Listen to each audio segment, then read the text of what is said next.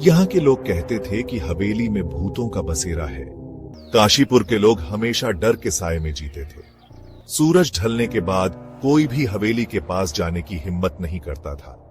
कहते थे कि हवेली में एक दुष्ट जिन्न रहता है जो एक छिपे हुए खजाने की रखवाली करता है। गांव की सबसे बुजुर्ग अम्मा अक्सर बच्चों को अपने आसपास बिठाकर कांपती हुई आवाज में उन लोगों के साथ हुई भयानक घटनाओं के बारे में बताती थीं। फिर आधी रात को जब विजय एक कोने में दुबका हुआ था, उसने उसे देखा।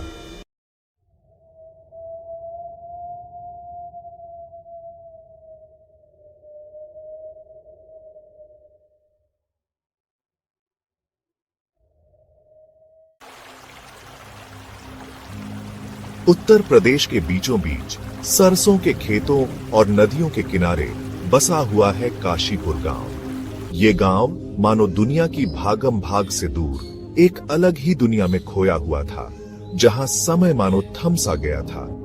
यहाँ के लोग साधारण जिंदगी जीते थे। सूरज के उगने और चांद के ढलने के साथ उनका दिन शुरू और खत्म होता था। लेकिन इस शांति के पीछे एक अजीब सी बेचैनी हवा में तैरती रहती थी, क्योंकि गांव के एक कोने में एक डरावनी खामोशी में डूबी हुई खड़ी थी एक पुरानी हवेली। इसका भव्य अतीत अब खंडहर में तब्दील हो चुका था। नक्काशीदार बालकनी अब बेलों से घिरी हुई थी और खिड़कियां मोटे लकड़ी के फट्टों से बंद थीं।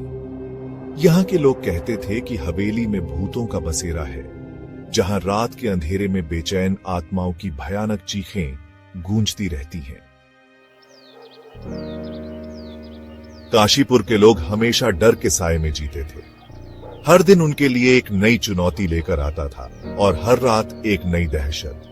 सूरज ढलने के बाद कोई भी हवेली के पास जाने की हिम्मत नहीं करता था। हवेली की ओर एक नजर डालना भी उनके लिए किसी बुरे सपने से कम नहीं था। पीढ़ी दर पीढ़ी चली आ रही कहानियां एक भयानक चेतावनी की तरह थी। ये कहानियां सिर्फ मनोरंजन के लिए नहीं थी, बल्कि एक सच्चाई को उजागर करती थी। कहते थे कि हवेली में एक दुष्ट जिन्न रहता है जो एक छिपे हुए खजाने की रखवाली करता है। जिन्न की कहानियां सुनकर बच्चों की रूह कांप जाती थी। जो भी वहां जाने की जुर्रत करता, उसका हश्र बहुत बुरा होता। उसकी हिम्मत टूट जाती और वह कभी भी सामान्य जीवन नहीं जी पाता। उसका दिमाग फिर जाता और उसकी जिंदगी हमेशा के लिए श्रापित हो जाती। लोग उसे देखकर डर जाते और उससे दूर भागते। गांव की सबसे बुजुर्ग अम्मा अक्सर बच्चों को अपने आसपास बिठाकर कांपती हुई आवाज में उन लोगों के साथ हुई भयानक घटनाओं के बारे में बताती थीं, जिन्होंने चेतावनियों को अनसुना किया था। उनकी कहानियां सुनकर बच्चों की आंखों में डर साफ झलकता था। उसकी कहानियां सिर्फ कहानियां नहीं थीं, वे उन अनदेखी ताकतों की याद दिलाती थीं जो साये में छिपी हुई थीं और किसी अनजान शख्स को अपना शिकार बनाने का इंतजार कर रही थीं। ये कहानियां गांव के लोगों के दिलों में गहरी छाप छोड़ जाती थीं। वे उन अनदेखी ताकतों की याद दिलाती थीं जो साये में छिपी हुई थीं और किसी अनजान शख्स को अपना शिकार बनाने का इंतजार कर रही थी। गांव के लोग इन कहानियों को सुनकर और भी सतर्क हो जाते थे।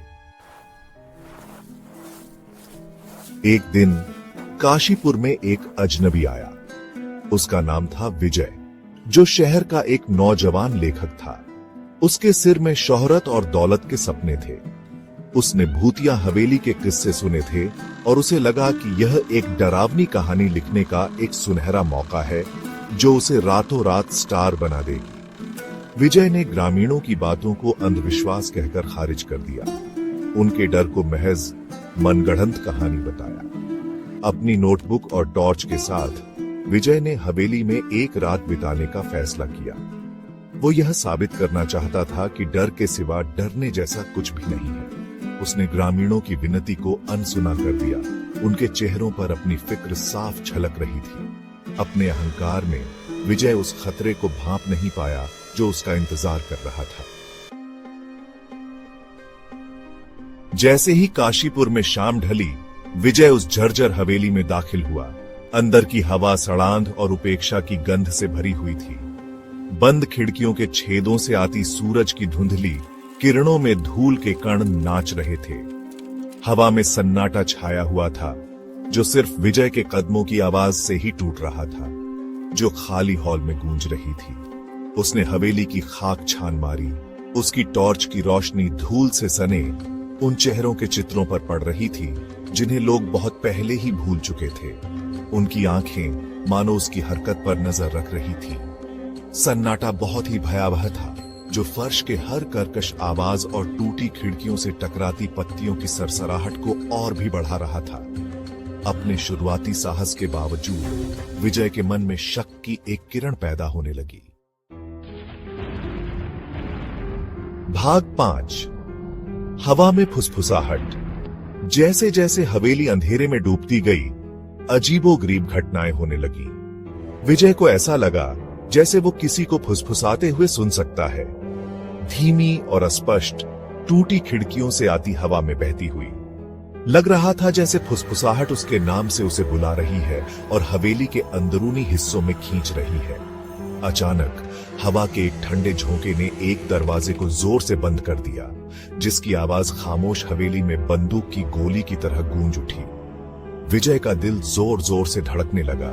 उसकी हथेलियां पसीने से तर हो गईं। उसने इन घटनाओं को अपनी कल्पना बताकर नजरअंदाज करने की कोशिश की, लेकिन अपने मन में वह एक अजीब से डर को महसूस कर रहा था। रात बीतती गई।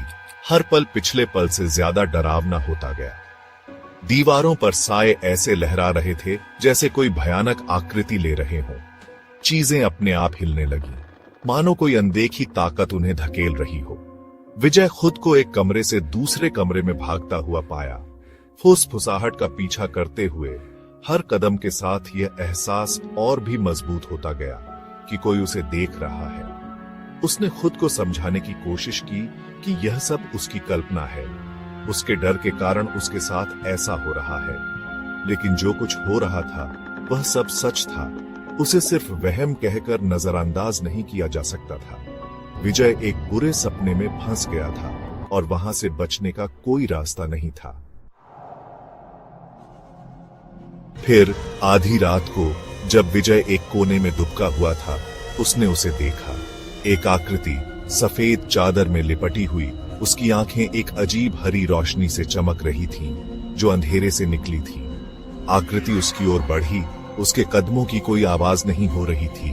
उसकी मौजूदगी से एक ऐसी ठंडक फैल रही थी जिससे विजय की रूह कांप गई। दहशत ने विजय के पैरों में जान डाल दी। वह अपने पैरों पर खड़ा हुआ और भागा। उसकी चीखें हवेली के खाली हॉल में गूंज उठीं, लेकिन वह आकृति उसका पीछा करती रही। उसकी चमकती आंखें उस पर टिकी हुई थीं। उसकी मौजूदगी हमेशा उसके करीब महसूस हो रही थी। विजय ने खुद को एक ऐसी जगह पर फंसा हुआ पाया जहां से कोई रास्ता नहीं था। चमकती हुई आकृति ने उसके बचने का एकमात्र रास्ता रोक दिया था। उसकी आंखें डर से चौड़ी हो गईं और उसके हाथ पसीने से तर हो गए। वह मुड़कर अपने पीछा करने वाले की ओर देखने लगा।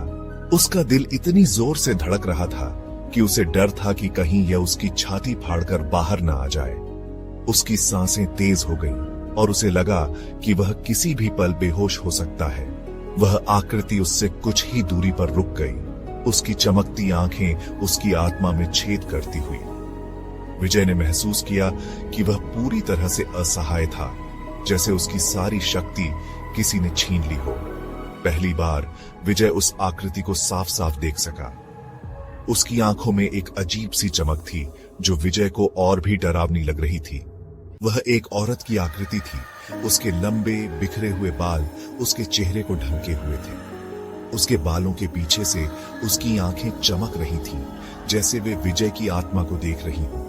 उसके हाथ में उसने एक सुनहरा लॉकेट पकड़ा हुआ था, जिसकी सतह मंद रोशनी में भी चमक रही थी। वह लॉकेट किसी रहस्य को छुपा रहा था जो विजय को समझ नहीं आ रहा था। और फिर वह आकृति बोली। उसकी आवाज एक धीमी, दर्द भरी फुसफुसाहट थी जिससे विजय की रीढ़ की हड्डी में सिहरन दौड़ गई। उसकी आवाज में ऐसा दर्द था जैसे वह सदियों से किसी को पुकार रही हो। तुम्हारे पास कुछ है जो मेरा है। वह आकृति फुसफुसाई। उसकी आवाज में गहरा दुख था। उसकी आवाज में एक अजीब सी कशिश थी, जैसे वह सदियों से किसी की प्रतीक्षा कर रही हो। यह लॉकेट, ये मेरी आजादी की चाबी है। ये वही लॉकेट था जिसे विजय ने अपनी दादी मां के गहनों के बीच देखा था। विजय ने उस आकृति को देखा। उसका दिमाग तेजी से दौड़ रहा था। उसे यकीन नहीं हो रहा था कि वह जो देख रहा है वह सच है। और फिर उसे समझ आ गया, यह सब उसकी दादी मां की कहानियों से जुड़ा हुआ था।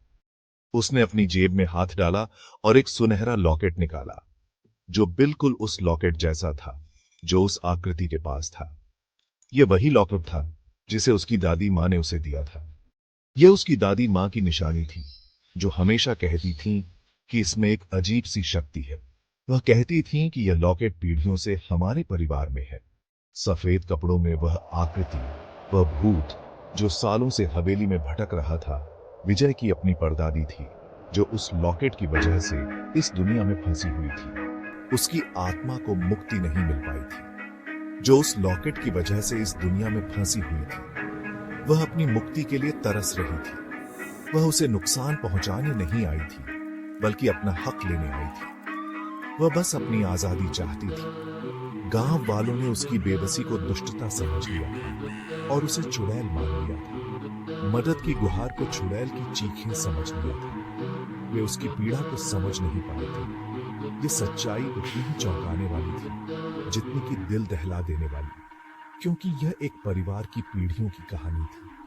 यह इस बात की याद दिलाती है कि कभी-कभी डर और गलतफहमी के बीच की रेखा बहुत पतली होती है और इस रेखा को पार करना बहुत आसान होता है।